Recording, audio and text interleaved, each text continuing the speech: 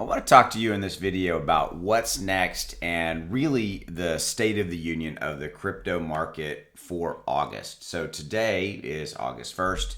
Yay, we made it through July. July was an absolutely crazy, insane month with all the volatility, what could have happened, what didn't happen. You know, we had major catalysts. We had the GDP report come out, was better than we expected. That could have been a negative catalyst that could have sent crypto off the rails if the GDP report had been really bad. That didn't happen.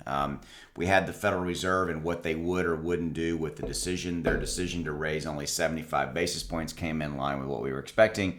And all of these things added up where the market really shook them off and grew, where the overall crypto market went up to over 1 trillion in the market capitalization. Okay.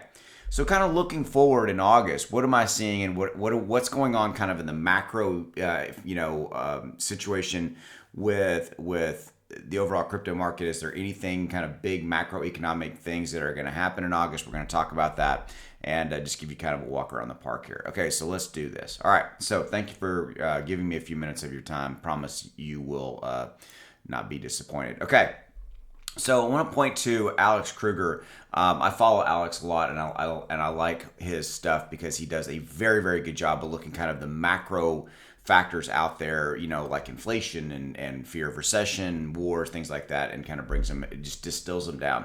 So he's talking about right here in the red. Thing is, inflation, if inflation comes down enough, which is feasible, and Europe's energy crisis is not exacerbated by a harsh winter, also feasible, this could end up being the beginning of the bull market. Nobody knows as of now. Okay. Now, also what he's talking about, just continuing on, kind of looking at some of the bigger things that are out there for August or not. Here's what we've got going on. August 10th, we're going to get the CPI print for July. It means that's when the report is going to be completed. Now, I want to show you this, that the CPI is going to be completed, but it is going to be the CPI data is going to be published. I always do that. I click on them. The CPI data is going to be published in early September. Okay. So that's when the CPI data is going to be published. So we're going to get the CPI. This is the inflation data report, by the way. Sorry about that. That's when we're going to get the inflation, and then it's going to be published in early September. Now, beyond that, let me show you this real quickly. Okay. The major events are right here. Most upcoming important events in order. So August 10th, we're going to get the CPI data. It's not going to be published till September. Okay, and then he's putting these things in an order.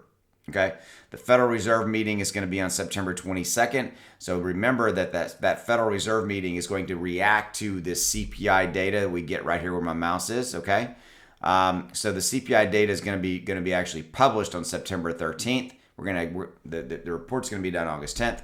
And then the Fed has a Jackson Hole meeting on August 25. So the big thing for August is the Fed has a Jackson Hole summit on August 25. Just remember that. So what does that really mean? It means that in August, the CPI report is going to be done.